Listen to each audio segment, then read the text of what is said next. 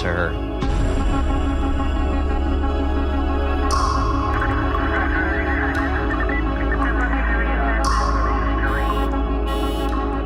It's almost as if she knew something was going to happen. Chopped up in a body bag and left behind some building. Why leave her that way?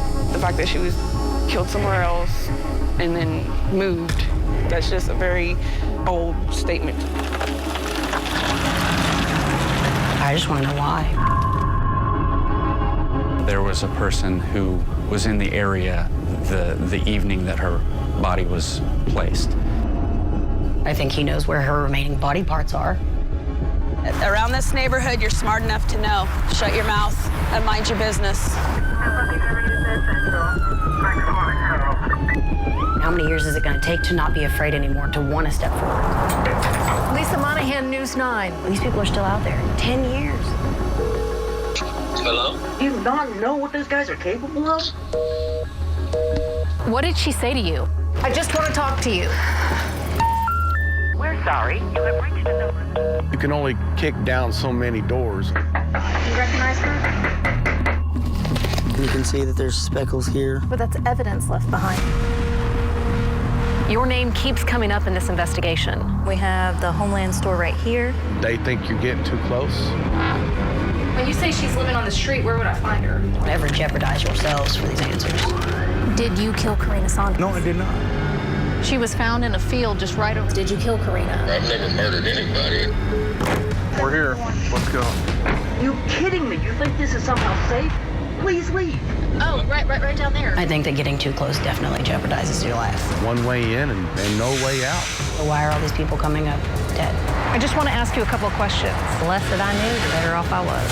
You know, I want the answers, but not at the cost of somebody else's life.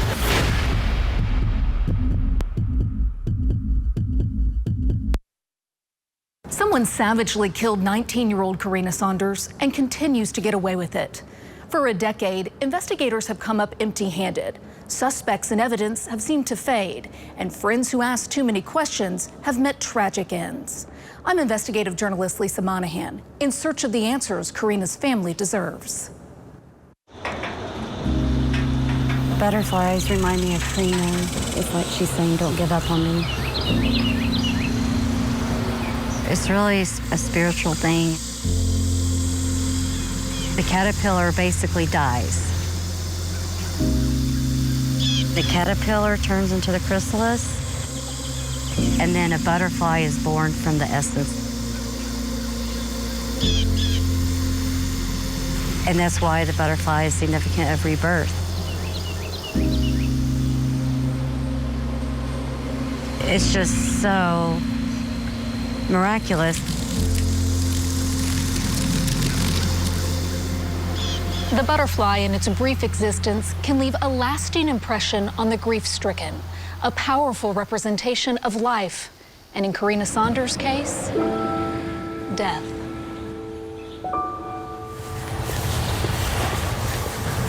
When we put her here, this whole part of this cemetery was empty practically. Margie Queen and Richard Saunders know this place well. The feel of the breeze on a warm autumn day, how the sun warms the headstones. Maybe they know it too well.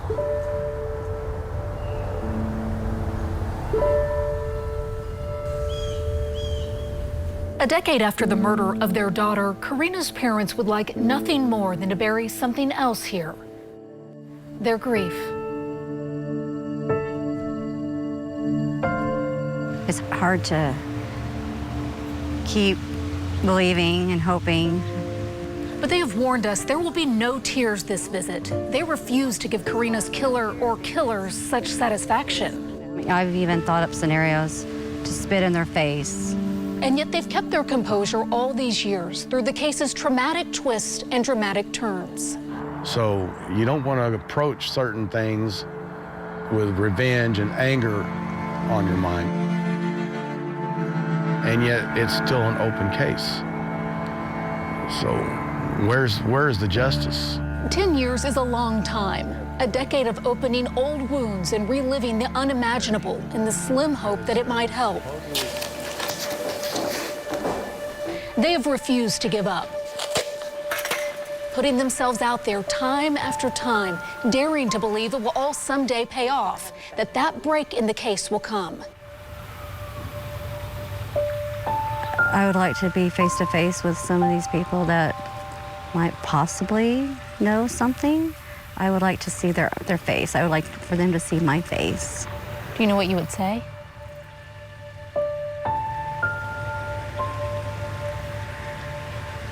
What happened to my daughter? What did you do to her? There are so many questions, haunting questions that demand answers. Why did Carina Saunders end up here? She was only 19. Her body dismembered and shoved into bags. Who would do such a thing? What could she have ever done? And why her? And for what purpose? And the most unsettling, did she suffer? I picture her crying out for me. I couldn't be there.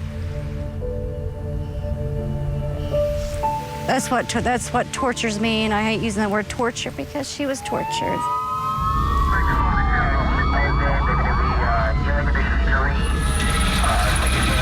The murder of Carina Saunders, while torture for her parents, was a major news event when it happened and has gripped me like no other case has in my career. 2 months and still no arrest.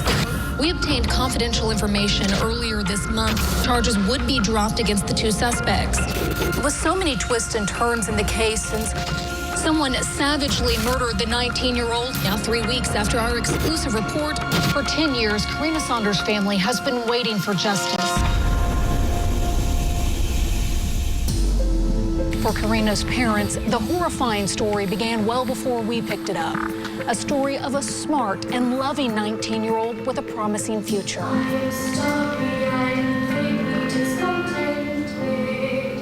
She was still a teen, 19. It's not like she was living out homeless for years and years and years. She was just barely out of high school, A year later, this happens. October 13th, 2011 is where we come in. Bethany police began working the case and called on the Oklahoma State Bureau of Investigation to help with the crime scene. I recall it being a very warm day, and there certainly was an odor of decomposition. CSI agents immediately roped off the wooded area behind the grocery store at Northwest 23rd and Rockwell. This is a disposal site. You don't know what could be out there. So is it just the body? Do we have other physical evidence? With the investigation underway, we delivered the shocking news. Body parts had been discovered strategically wrapped in plastic, put into a duffel bag and a smaller laundry bag, and hidden in plain sight along a tree line in Bethany, Oklahoma. Obviously, those are areas where we want to concentrate our search for evidence. Evidence could be as small as, a shoe wear impression or hairs or fibers or small things like that. The search kept everyone in suspense, but they never found evidence pointing to the killer. We have several names that we are following up on. Right now, we're not putting them out as persons of interest. As Bethany police began digging further, they discovered Carina was connected to the drug trade. Dealers, users, and addicts, a dark and well-concealed underground. An impenetrable organization in which people are too afraid to talk. And if they do, it's only enough to throw investigators off. When you have a witness, you have to gauge their truthfulness by their motives for cooperating with you. Bad information poisoned the investigation in its early stages, but that didn't become clear until Bethany detectives made 2 arrests in July 2012. At that point, Gary Eastridge, chief investigator in the Oklahoma County District Attorney's Office, began vetting the case for prosecution. I kept looking for something that connected the 2 suspects with the victim, and I couldn't find anything definitive in my mind. Eastridge soon discovered the detectives had based the arrest more on statements from alleged eyewitnesses than actual evidence. In this case, many witnesses were addicted to methamphetamines, There were things that were told by witnesses that we knew were factually inaccurate. Prosecutors had no choice but to dismiss the murder charges. To this day, witnesses are still changing their stories, and the statements as to how and where Carina was killed conflict with each other. Meth use is not the only challenge. There was no crime scene ever identified. To this day, there's not been a crime scene. It's a case that begs to be solved if for nothing more than peace of mind. So how to work this case, you just start from scratch like any other case and document your evidence as well as you can, follow every lead. We are committed to doing just that, exploring the many theories surrounding this complicated case. Was Carina's death retribution for an unpaid drug debt? Did she die to settle a score? Or the unfathomable, was her murder a case of mistaken identity? I'm the last one that seen her at the casino. I'm the one that dropped her off. And it's haunted me for the rest of my life, the fact that I could have been her. Next, we launch our own investigation, chasing down leads in dangerous places. There's certain people that have dug a little deeper, that have walked into certain areas that they didn't walk out of. I think that getting too close definitely jeopardizes your life.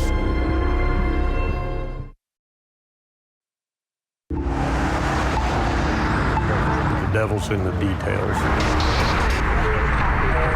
There were several theories as far as the motive for the murder. There's lots of suspects in the case. Because of some of the lifestyle choices Carina had made, she made that suspect pool very deep. There were numerous people who could have a reason to commit the murder. Hidden somewhere in this network of people is the truth of what happened to Carina. But finding the truth means first finding people willing to talk. We're sorry. You have reached a number that has been disconnected or is no longer in service. This case is a dangerous case. You can never be too safe, especially when dealing with someone who's capable of doing that. We've agreed to hide your identity. Can you tell us what you're most afraid of? These people are running free right now. They could do it again. They're dangerous people. Those people, our confidential source says, are part of a mostly invisible society that operates in the darkest corners of the Oklahoma City metro and follows a strict no snitching code. Does it have you looking over your shoulder? Yeah. It's just a scary environment to be around. It's where Carina lived out her final days and where investigators have concentrated their efforts. No? Okay, that's what we're trying to find out. I tracked down the original detectives, Jack Jinks and Austin Warfield, hoping to find out more about their investigation. Both are retired now. They left Bethany PD amidst criticism of their work on this case, and despite repeated requests, declined to be interviewed. The investigation is currently in the hands of the OSBI, which took over the case when irregularities were found with the Bethany investigation. Because Carina's case is still active with the Bureau, her file is protected by a state law that prohibits the agency from releasing reports in the investigation. So we set out to launch our own investigation and spent the better part of a year in search of new leads. Covering Carina's murder for 10 years, it wasn't hard to put together a list of the case's key players and places. It would be much harder to turn that list into real leads. People in this life don't want to talk. Just finding them can be hard enough. At the time, Saunders' family told News 9 Massey knew about the murder. It took us years to track down Jimmy Massey, one of the men originally charged with Carina's murder. But in 2020, we convinced him to answer our questions and face Carina's parents. But did you know her? No, I've never seen her. That is what I'm asking. Like, why did y'all single me out? Who was this girl that said all this stuff? Your name came out of her mouth. Are you ready? I'm ready. All right.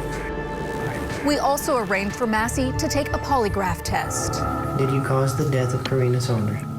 No. No deception indicated. You passed this test, okay? You did really well. Hell yeah.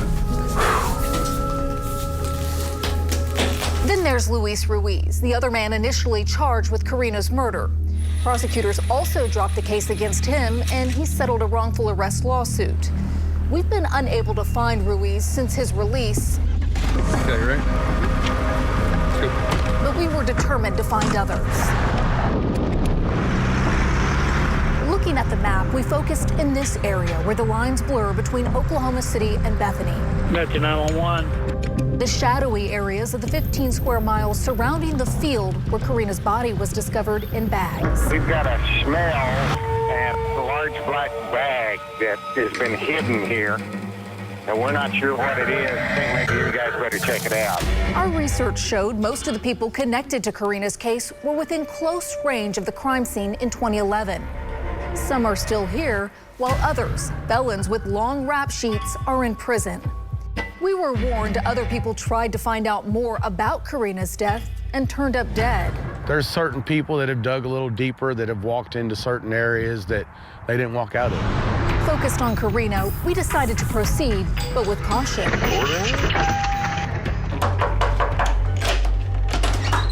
I'm investigating the unsolved murder of Carina Saunders. Wow. Do you have any information you can help me out with? Carrie Strobel is related to a person of interest in this case and says authorities have questioned her through the years. Early on, we went after people like Carrie, who were relatively removed from the situation, hoping they could safely give us information that would get us closer to the truth. Everybody who was involved in this has split. Why? They're all scared. I've been trying to find her. She's on the street, literally. She's on ice and she's on the street. I've been trying to track her down for some time. Oh, you're the one she's running from. She couldn't point us to the person we were looking for, but claimed to have information about a possible crime scene, a house where Carina was rumored to have been killed. It was set on fire. The house was set on fire. The house is now abandoned. The house where this happened. The house is all blacked out. All the windows are all blacked out. The windows that are standing are all blacked out. Who owns that house now? I don't know. Carrie says she went by the house a few years after the murder, but couldn't remember the exact address. She tried to take us there. We were on just this street of MacArthur, and the off-ramp was directly on this there. Now, Carrie couldn't remember the exact address of the house, but says she went by there a few years after the murder. She tried, to the best of her recollection, to take us there. It will all make this whole story will make so much sense when you see that. Okay. But with the passage of so much time, it was evident that memories had faded. Now, if I go straight, it dead ends. But see, you should be able to see a highway. We walked all the way down. It also didn't help that the landscape had changed. Can you see what you're talking about from here? No. Oh, right down there. So after making the drive a few times, is that council? We decided it was best to move on. We put it in our rear view, but I couldn't let go of the fact that Carrie's recollection of an abandoned house set on fire was very similar to investigators' narrative a month after the murder. A burnt-out two-story house known for drugs and prostitution is how Bethany police detectives described a possible crime scene in 2011. There was some people coming and going all hours of the night, you know. It was strange. Witnesses told detectives Carina was tortured and killed at an abandoned home in South Oklahoma City. I know there was 2 or 3 girls at one time over there. Of the girls that you saw, did you ever recognize this one? I think I seen that gal here. I think I have. Bethany police used witness information to zero in on an exact location, 3500 South Harvey. Despite it being a 20-minute drive from where Carina's remains were discovered, it had to be explored, if only to rule it out. Back then, detectives Jinks and Warfield followed the lead and made a shocking discovery. The house, a potential crime scene, was gone. I searched public records, but couldn't find anything to suggest authorities had attempted to unearth evidence at that location. Others who have reviewed the case believe the tip was a long shot in the first place. It never made any sense to me that the murder would happen miles and miles in both directions from where the body was recovered, and then that they would transport that body back. So I had to get creative to find out more about this mysterious house and how or if it's relevant. I figured it probably happened. I figure it probably happened right here. Up next, some digging on the internet uncovers a connection between the fate of the house and the fate of Carina Saunders. Is it coincidence or something more?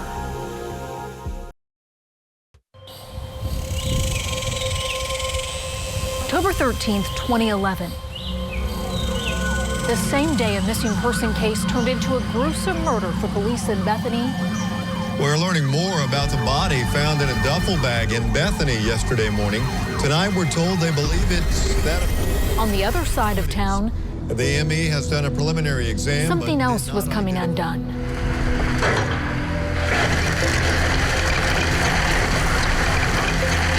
The dilapidated two-story house at 3500 South Harvey was leveled.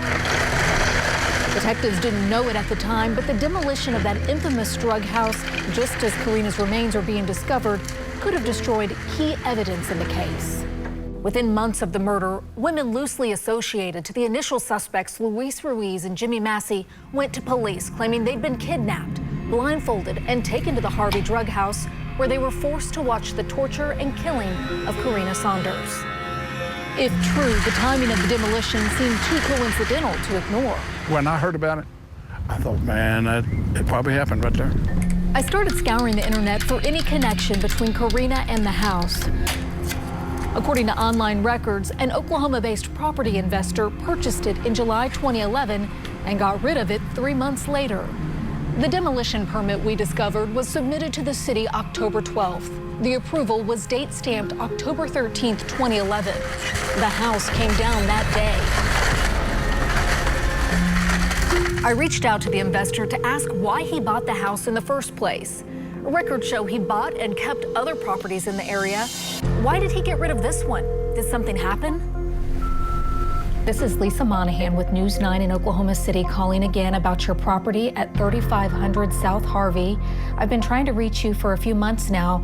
Countless calls went unanswered. I couldn't help but think he may have also ignored calls about the property back in 2011. I went over there to complain about something, and I knocked on the door, and some gal answered the door, and I looked in there, and there was all kind of writings on the wall and stuff. More than just an eyesore, neighbors described the house as a hotbed for drugs, prostitution, and violence. People coming and going all hours of the night. Bob Witt is the landlord at the apartment complex adjacent to the now vacant lot. He's been in the area for nearly 30 years. It wasn't normal. They were stealing water from my hydrant over there. I don't even think there was any utilities on in the house. This guy that was living here or whatever, he was shady. I mean, he's the type you need to be careful. Witt had a sneaking suspicion there was more to know about what went on here. I can understand redacting the witness information, but why the suspect?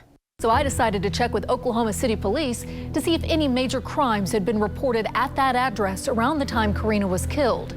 If so, those reports could contain information to help us identify this mysterious man we kept hearing about. One particular guy. I've seen him more than anybody. Like, how would you describe him, if you could? Wishy-washy. I requested the 911 calls from that location and received a list of about a dozen, all made within a year of the murder. 4 were serious enough for police to make a report. We looked through the reports for even the slightest connection to Carina. Nothing jumped out, but details of the crimes did fit with her lifestyle at that time. And we were able to confirm that convicted felons, sex offenders, drug dealers, and prostitutes were at the house in 2011. We also discovered police seized an array of guns and ammo, methamphetamines, and sex toys from the house before August 2011, before someone set the house on fire.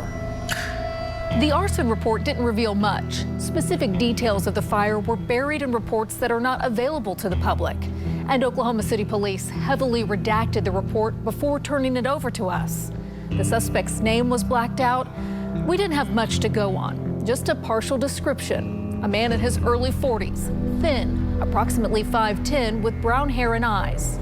It wasn't much, but it sounded familiar. He was shady. A big, tall guy or a small guy or? medium size, probably 1 or 2 inches taller than me, probably slender than me. Oh, he was probably 10, 15 years younger than me. Do you ever see anyone that fit that description around here? Witt thought the sketch closely resembled the person he'd been describing to us, but wasn't certain. That could have been the guy that I seen coming and going. The OSBI released the sketch in 2020 after a witness came forward to report suspicious activity near the grocery store around the time of the murder. I think this person said, oh, wow, I think that maybe I was there long enough or saw something that maybe no one else has reported on yet. And then there it is by itself. If I pick the eyebrows, okay. In this instance, there was a person who was in the area the evening that her body was placed. Special agent and forensic artist Travis Smitty interviewed the witness who remembered seeing a man in the field where Carina's remains were found. We try to put them back into the moment and ask relevant questions that help us focus on the individual more so than the event itself. After the interview, what happens? The way that I like to proceed with these is you start with a basic face shape. Facial tones, mustache. We spend a lot of time focusing on facial features and the actual, the uniqueness of the person themselves. Once we've got the lips right, the nose right, the ears right, the eyebrows right, then we can add on the eyes. And once we've added on the eyes, that's when we really know if we're on track or not. Eyes are the most important part of a face that really draws people to who are you. Several years after the encounter, the witness still had impeccable recall that allowed them to create this composite sketch. Whatever we end up creating, that is essentially, it's their drawing or their composite. I am just a person that's trying to help them wade through all this multitude of options. Unable to put a name to the sketch or the mystery man at the house on Harvey, we decided to follow up on the landlord's other lead.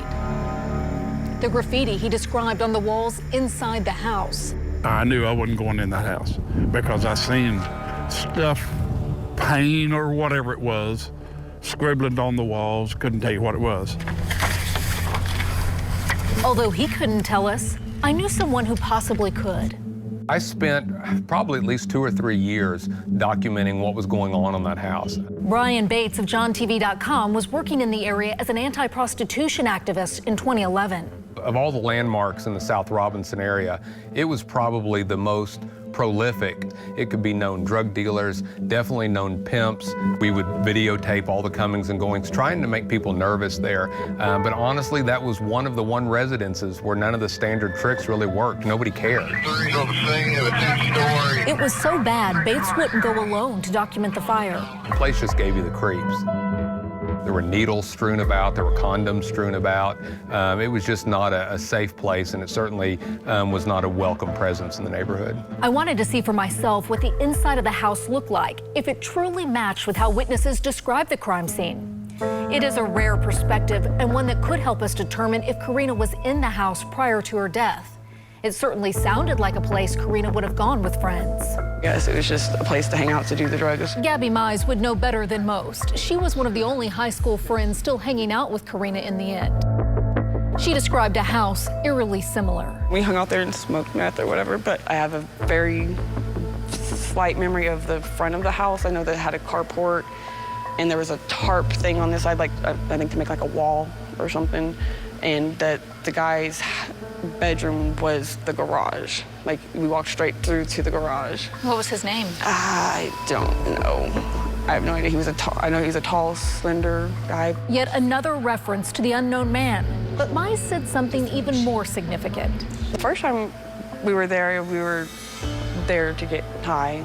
And so we just were in this guy's garage, and we just smoked, and I colored on the walls with a Sharpie, and Carina, I think, colored somewhat, and it was just like random doodling, like really. She mentioned the doodling to me more than once. She couldn't confirm if the house was in fact the Harvey house, but I thought maybe I could by looking for evidence of their artwork or Carina's name in these images of the house. Much of it is indecipherable.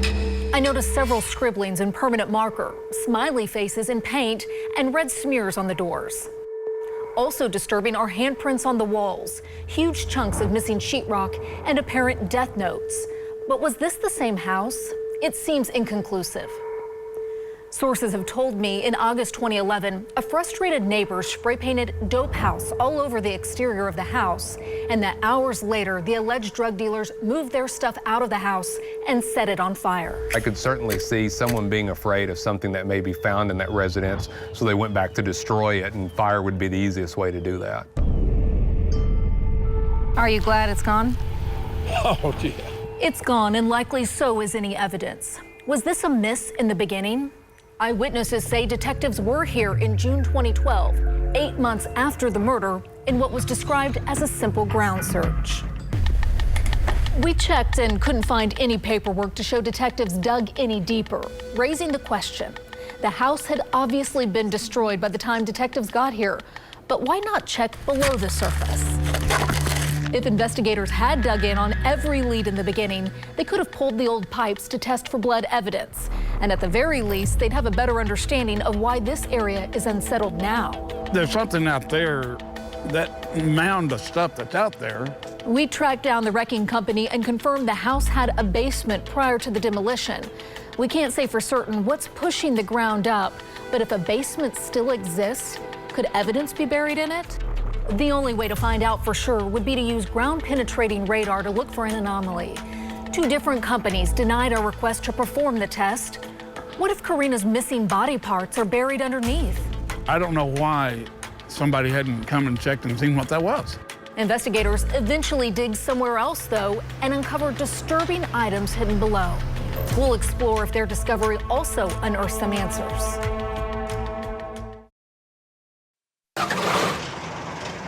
I dropped her off there. I met the man, and he seemed to be an upstanding person, claimed to be a safe house for many people who had meth addictions, and they came to him as a safe haven. She swore up and down that he was a good guy, so I left her at his house in his care.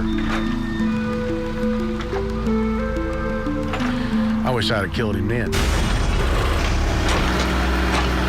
With the Oklahoma State Bureau of Investigation digging literally into the so-called safe house in 2017, Richard Saunders recalled just how reluctant he'd been to leave his daughter there 6 years earlier. When you have a 19-year-old addicted to drugs, yeah, you're afraid for her all the time because you don't know where she's going to end up. The concerned father tried the direct approach. There was a conversation, and it was probably one of those where you should listen to your daddy. Daddy knows best. You shouldn't be doing this. You need to stay away from this type of living. When that didn't work, he tried intimidating those around her, including the man at that house. I told him, said, anything happens to my little girl, I'll come after you first. And then when I did go back looking, he wasn't there. He's not found Kenny Richards, and neither have we, yet. According to what I was told, that house right there was Kenny's. That's where I've knocked on that door many times. The 54-year-old has been notoriously elusive since Bethany police first questioned him in 2011. He's never been arrested in connection with Carina's murder, but he has quite a rap sheet. I pulled his criminal arrest record to help us track him down. He's been in and out of prison a lot, convicted 12 times in Oklahoma. Not for violent offenses, mostly drug crimes. Looking more closely, I noticed Richards had a different address on nearly every arrest report after Carina's death. A check of public records databases indicated Richards moved into the alleged safe house in the mid-90s. He moved out within a year of Carina's murder and then kept on moving. It certainly made us wonder, what is Kenny Richards running from? Hello. Mr. Richards, Lisa Monahan. Yes. Carina's family is suffering, and I'm hoping that you can help us help them. We'll explore what put Kenny Richards under suspicion and why we're determined more than ever to track him down in just a moment. For now, let's dig in on his backyard as the OSBI did in search for evidence in Carina's case. These types of investigations are challenging. In 2017, armed with a warrant, a team of CSI agents led by Captain Beth Green excavated portions of the property at 504 and 504.5 Oakdale. We're not dealing with the primary scene, and we're not dealing with a fresh scene either. The agents were acting on a tip that was several years old. In 2013, an anonymous email claimed Kenny Richards buried Carina's clothes and missing remains in a metal tank on his property. That information was somehow overlooked by the original detectives and only later discovered by the OSBI in its review of the suspect pool. We were there for the dig. When you are going to conduct a search like this, what do you know about the property going in? How do you prepare yourself for this sort of search? We look at Google Earth images, because the Google Earth images will have oftentimes historic images, and so you can compare those and see if there's any, changes to the terrain. What could changes to the terrain indicate?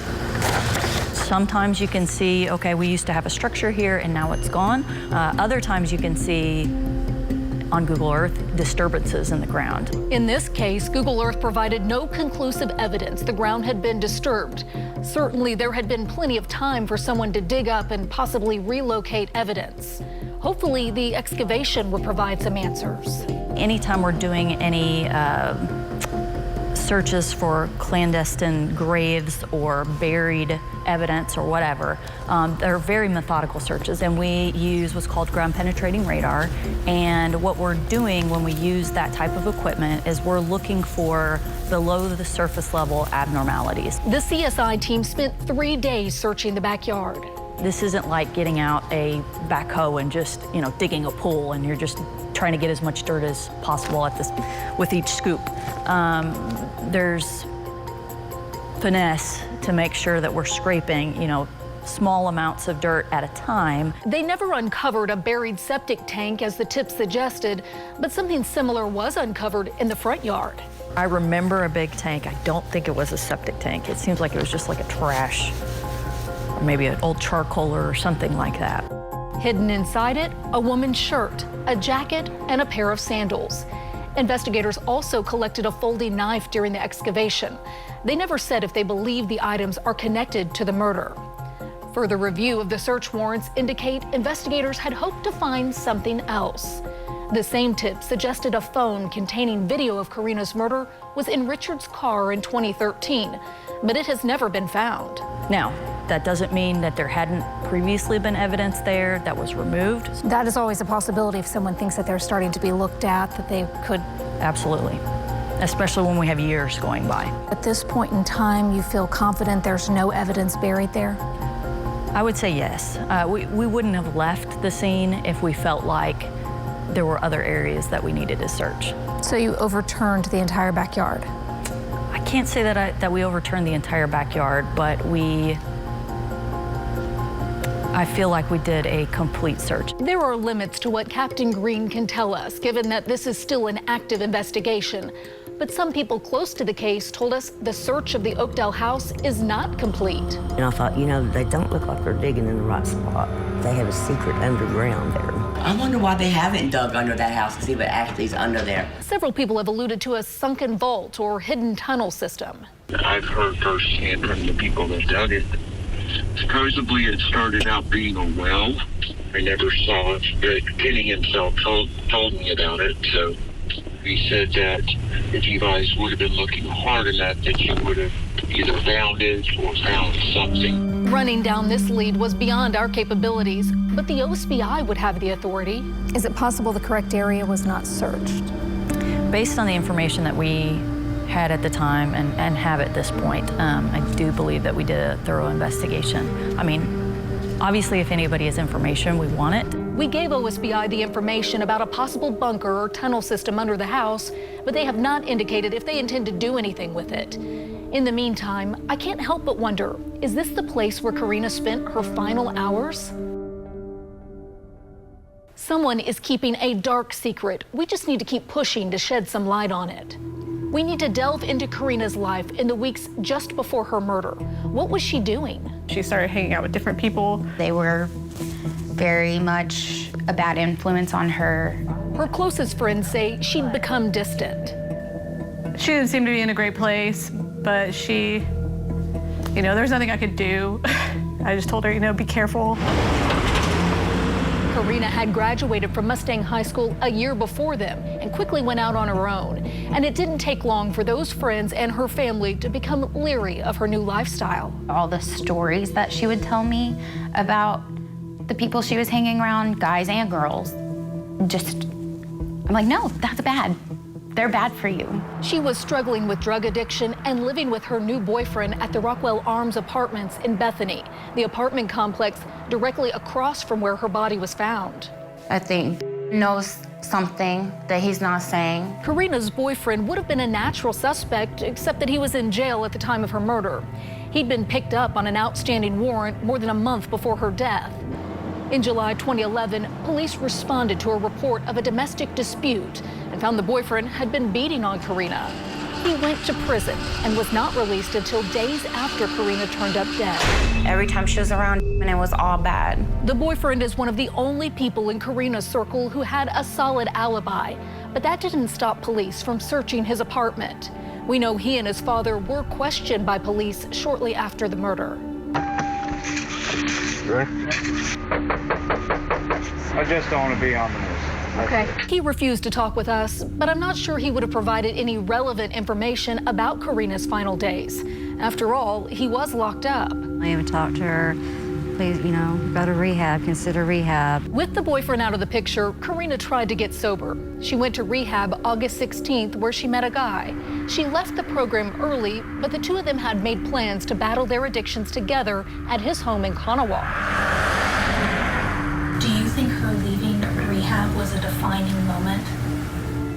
Oh, yeah, because she wasn't ready to get out of there and she wasn't strong enough to stay away. Still, by all accounts, Carina seemed happy with him and on the right path.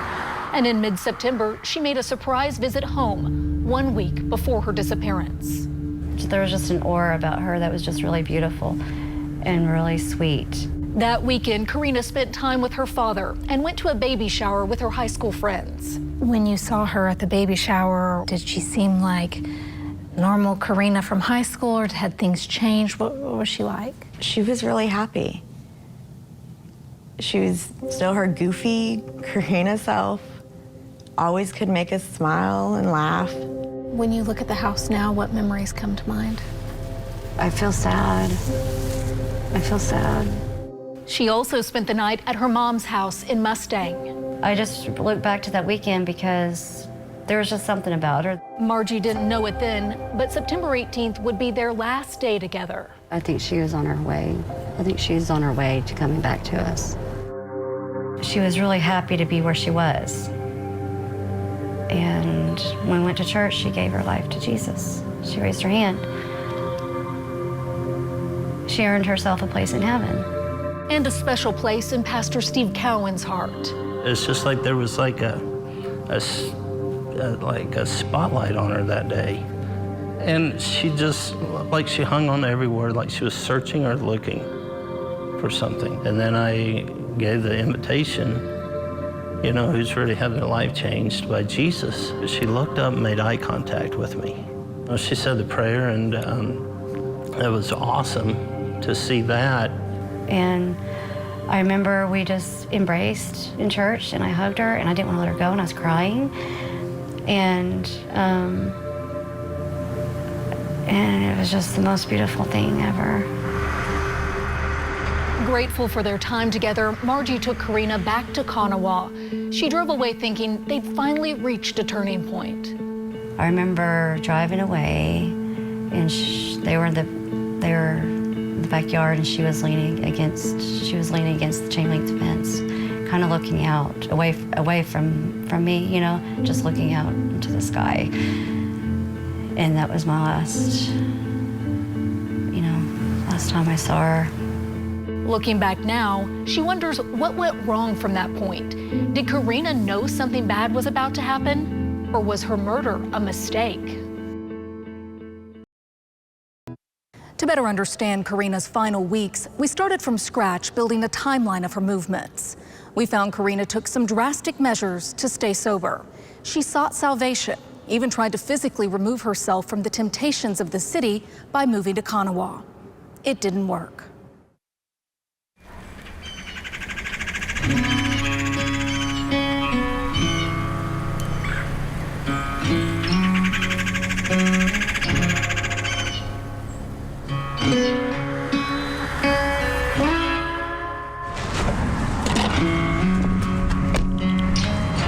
She'd come to the house, but then after a couple of weeks, she started going back and forth to the city, using again.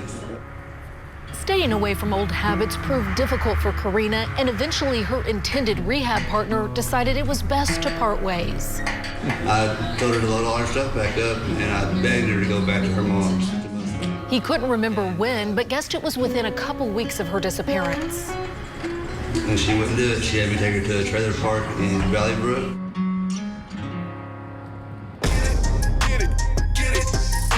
Known as a haven for strip clubs, Tiny Valley Brook is home to an inordinate number of sex offenders and is rife with crime, making it a notable mark in the timeline. It's not clear who Carina visited or what she did there. It is clear she didn't stay long. I believe that there was somebody threatening her. I believe that somebody was scaring her and trying to manipulate her. By mid-September, Carina was at her cousin Catherine Bloodworth's house. She's always looked up to me, and I haven't lived the most solid, life. Catherine admits she was probably not the best influence at that time. I started working in the strip club, and then from there, I got introduced to prostitution through a boyfriend. So I was living fast. At some point, she had asked me for help and wanted to do some of the things that I was doing during that time, and of course I said no. Instead, she offered Carina a safe place to stay, under one condition: no drugs around her kids. I didn't know who was picking her up in the middle of the night from my home. I didn't know how she was getting back and forth. She would just come and go, come and go. Within a week, Catherine says she found drugs in Carina's purse and made a tough decision. This was our deal, like you wouldn't have anything at my house. Call someone, call one of your friends, I'm dropping you off. With no phone, no car, and now no place to stay, Carina turned to Facebook, posting, "What's everyone doing tonight?" It apparently worked because that night, September 28th, Carina asked to be dropped off at the Taco Bell near I-40 in Rockwell to meet a friend. That's when I saw it was an old man, and I was just like, who's that? She said, that's my sugar dope daddy. If you don't help me, then this guy will, type of deal. Out of anger, I just didn't help her out of anger, and I knew I was supposed to. And I knew better. Catherine blames herself for letting Carina leave with someone who she thought clearly had bad intentions. It was my fault. In the moment, I even knew better, and a lot of people don't say that, but in that moment, I knew what I was supposed to do, and I didn't. She says it was the last time she or anyone in the family saw Carina alive. And I don't even know if maybe once we find out who did this and why and all that, I still don't know if I'll still be able to forgive myself. Like, that's something I'm just gonna have to live with, you know? As painful as it is now, her encounter helped Bethany police identify the man Carina left with that night as Kenny Richards, a 44-year-old drug dealer who allegedly promised to turn Carina into an amateur porn star. He can get aggressive and mean. Do you think he's capable of something like this? I think anyone in his situation would be capable of it. And that may help explain why no one who ran in Kenny's circle was able or willing to tie him directly to Carina's murder. We'd have to go straight to the source. Your name keeps coming up in this investigation. Kenny Richards had dodged us for years. He's been in prison several times since Carina's murder on various drug convictions. Most recently, federal agents busted him in connection with the international drug trade. His case file revealed he had a suspicious photo of Carina on his phone, but the exact nature of it has been kept confidential. I wrote to him several times in prison, but he never acknowledged my letters, so we decided to keep tabs on his parole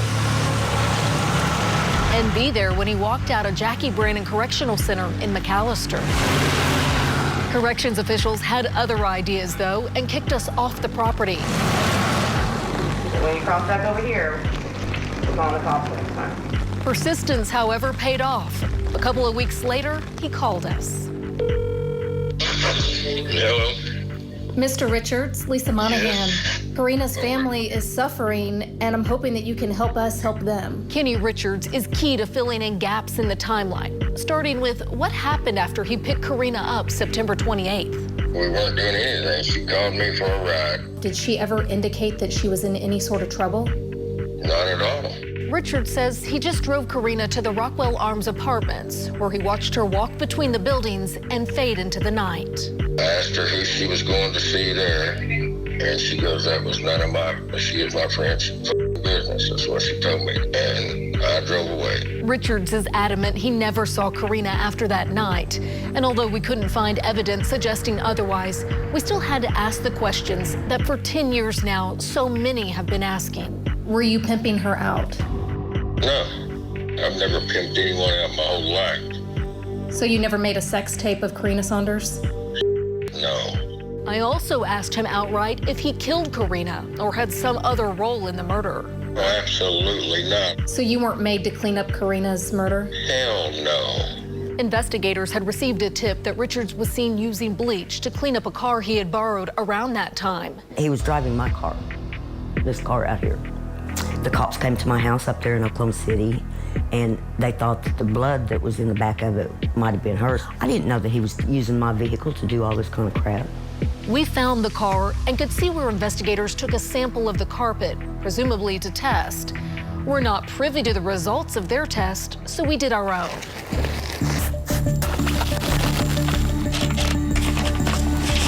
For there to be that size of a marking, that's not someone that just like cut their hand putting something in the back of this vehicle. You can see the big swipes.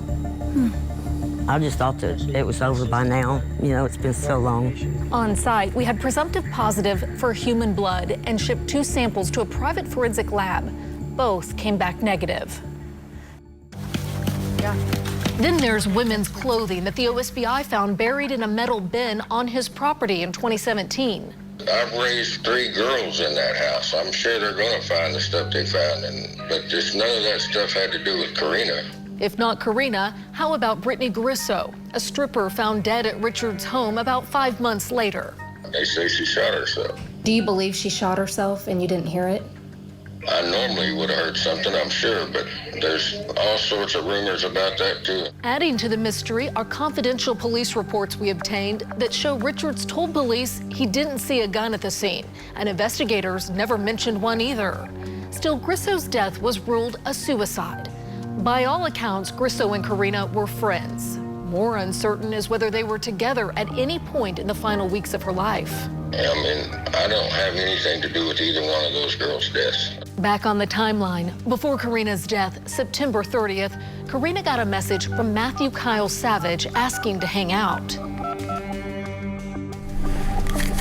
We're not sure if they ever met up, but records show they exchanged several messages in the 3 months before Carina's murder. Toward the end, Carina sent and received warnings that Savage was, quote, bad news. Hi, guys. Hi. I'm trying to find your son. Savage's father tried to convince him to talk to us, but he refused. He said, no, I don't. I think he's just fed up with her. Savage was a suspect early on when it was discovered he sent threatening messages to Carina's cousin Catherine saying, I'm going to bury you next to Carina, before anyone knew Carina had been killed. Did he tell you he's innocent? Oh, yeah. Savage told investigators he was just riled up and didn't mean what he texted. The next 6 days are tough to pinpoint. Several statements indicate Carina was running around with Judy Roberts, an ex-convict she'd befriended at a casino in Newcastle 2 weeks before her death. We'll delve into Roberts and her associates shortly, but there's one other point on the timeline to discuss first. Carina was spotted on October 6th or 7th at the Studio 41 apartments at Northwest 41st and MacArthur. I just hear, hey, Keegan, how you been? And I didn't recognize her right away, but as soon as I turned and saw that big old smile of hers, it clicked. Keegan Zimmerman knew Carina from high school and admitted he was a little caught off guard to see her working outside of his apartment. And we sat and chatted in the courtyard, and she just She seemed a little guarded at the time, a little to divulge too much about her life. But Carina did reveal she'd been staying with the apartment's handyman and son, helping around the complex to pay them back.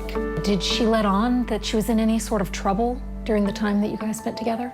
I don't think she was around the right people at the time, but something wasn't right. He can't remember the handyman all these years later, but says several aspects of his last interaction with Carina have stuck with him. I noticed that she looked skinnier than I had ever seen her. So I asked her, hey girl, when was the last time you ate? You know, and she said, you know, I don't think it's been since breakfast yesterday. And whew. Keegan gave her something to eat and a place to hang out for a bit. When he realized Carina was living out of a small frayed laundry bag, Keegan says he gave her a green duffel bag to store her things. I said, hey, let's toss your stuff in this. This is a little more sturdy. You know, when you're living on the road, you gotta make sure everything's secure, you know? He says Carina was grateful for his generosity, and as he dropped her off at an unknown location, she seemed proud of that new duffel bag. I have some new developments tonight. Keegan says he didn't see Carina again. That is until she appeared on the news. My heart seized so hard when I heard she was found in a duffel bag. I thought that could have been the one I gave her. To Keegan's relief, it was not. The autopsy report indicated Carina's body parts were found inside a black Nike duffel bag and a small laundry bag. Her hands, feet, forearms, left breast, and clothing were missing. I remember distinctly her remains coming into the office. The medical examiner found residue of duct tape around her thighs and suspicious bruises on her right cheek and right shoulder. The evidence led investigators to believe Carina may have been tortured before her death. With this case, the body told us a lot. The medical examiner couldn't determine if Carina was alive during the dismemberment, but it was clear the killer made attempts to conceal her identity. The autopsy revealed cut marks around a distinctive tattoo on Carina's back that indicated the perpetrator tried to remove it and cut her long hair to 3 inches. This plays into the mistaken identity theory. Was it an attempt to make Carina look like someone else? What part of it haunts you the most? The fact that I could have been her. We tracked down the last person to see Carina alive. She vanished from the Newcastle casino October 8th. Did someone send her into a dangerous situation to save themselves? We ask her the tough questions next.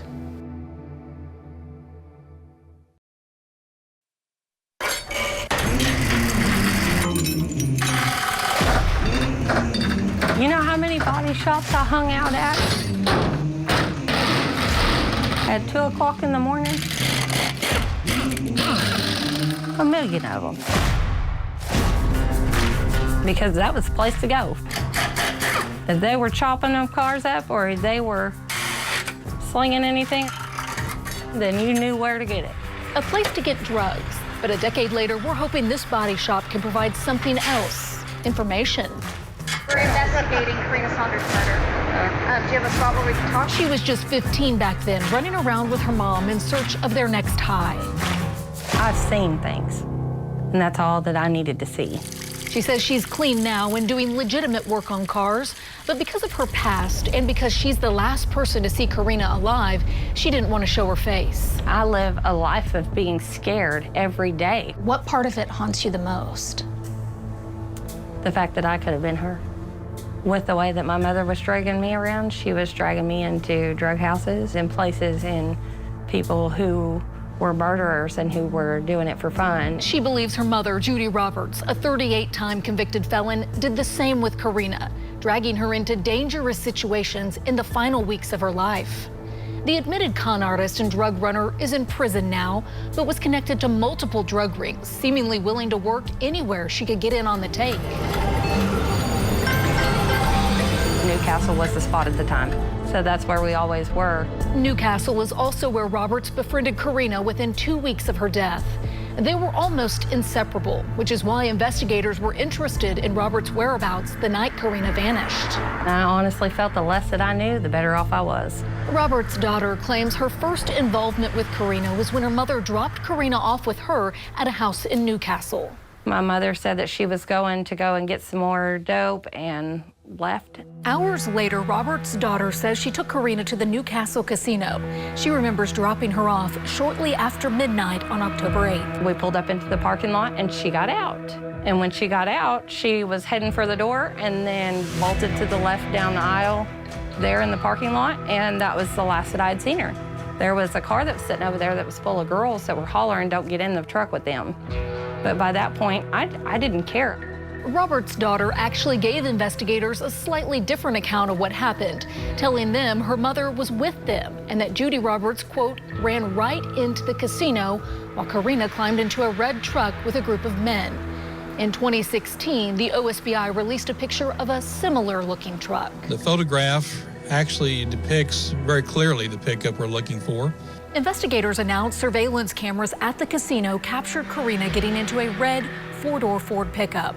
A photo of the actual truck and surveillance video of the alleged incident have never been released to the public. The OSBI's description of the truck's occupants was also vague. Some of the men inside this red pickup, there were several we believe, one of them, at least one, had tattoo sleeves on both arms. The men were never identified. They, the truck, and the witnesses in the casino parking lot remain a mystery to this day. Certainly, a release of authentic images would have helped identify the truck and perhaps even the people Carina left with, if she was in fact at the casino that night. Did security cameras capture Carina in the parking lot of the casino, or is her last known whereabouts based on witness statements? We asked to review the video to verify Carina was at the casino that evening, but the OSBI denied our request because its investigative files are confidential.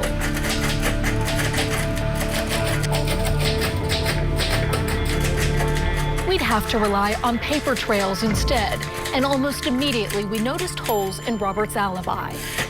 Roberts claimed she and Carina had been staying at the home of James Donaldson, known as Kitchens, in southeast Oklahoma City, up until the day Carina started hallucinating on drugs. She said it was at that point she decided to get Carina out of there to keep her safe. Kitchen is as dangerous as they come.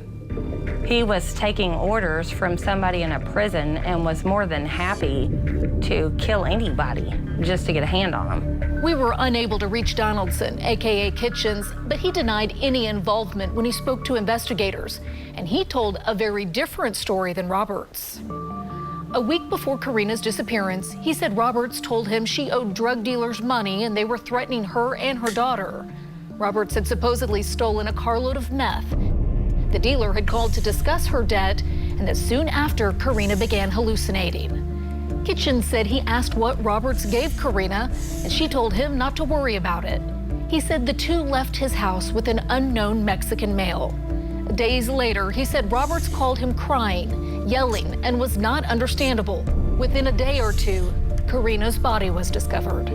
Under interrogation, Roberts claimed drug dealers put a price on her head because she refused to run drugs between Oklahoma and California. She feared they killed Carina when their actual intent was to kill her daughter. Both were young women with dark hair who were often spotted with Roberts. In this photo shared to social media in 2011, Roberts' daughter had what she describes as short hair. Back then, I had black and red hair. You could tell a difference. My hair was short and cut like a bob. Spiky hair in the back and kind of longish hair in the front. She didn't give us the specific length of her hair, but indicated Carina had long hair the last time she saw her. According to the autopsy, Carina's hair was only 3 inches when her body was discovered. I think she was misplaced for somebody else.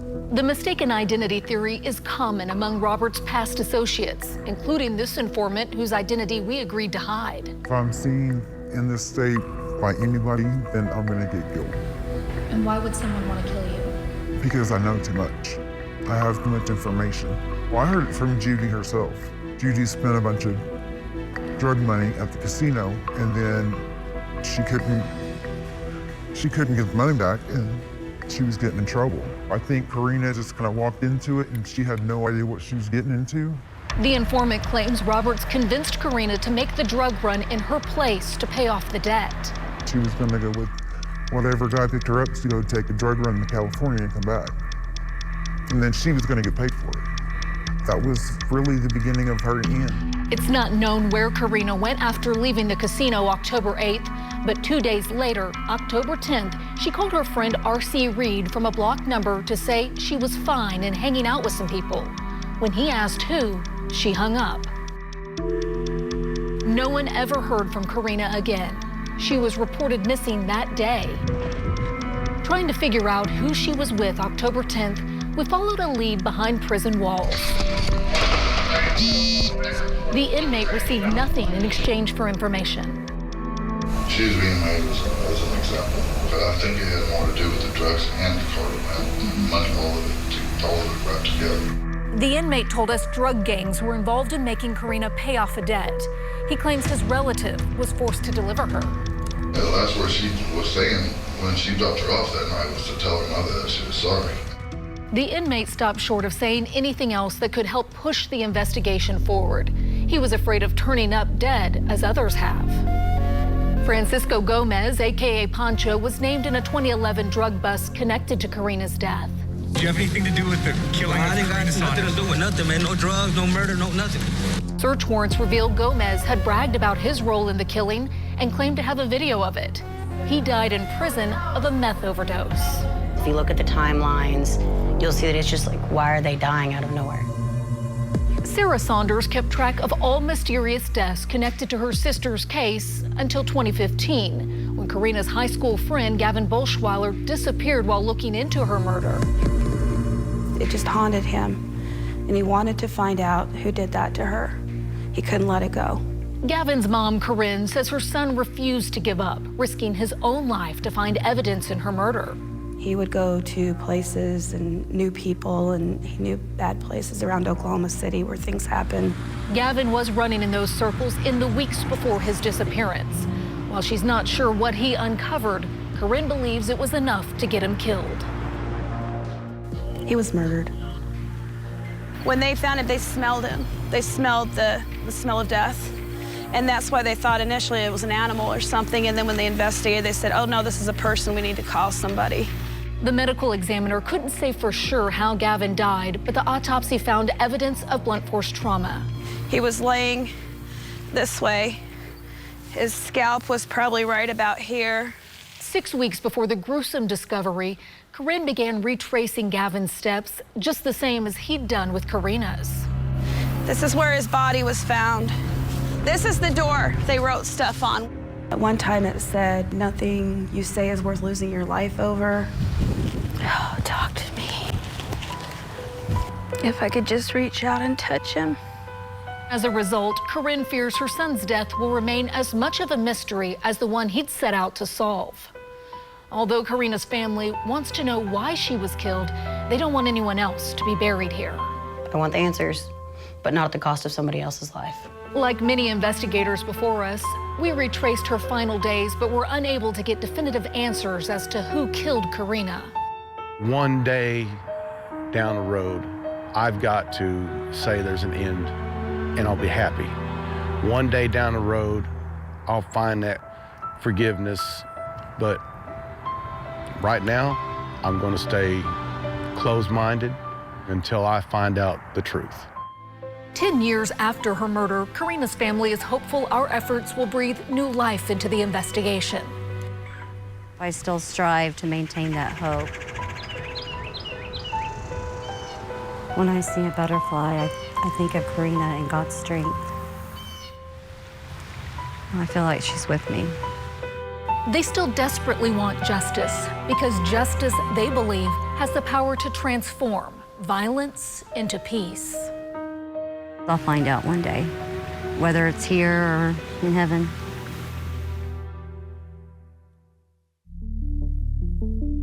If you have any information that can help law enforcement with this investigation, you can directly contact the Oklahoma State Bureau of Investigation by emailing tips@osbi.ok.gov. You can remain anonymous.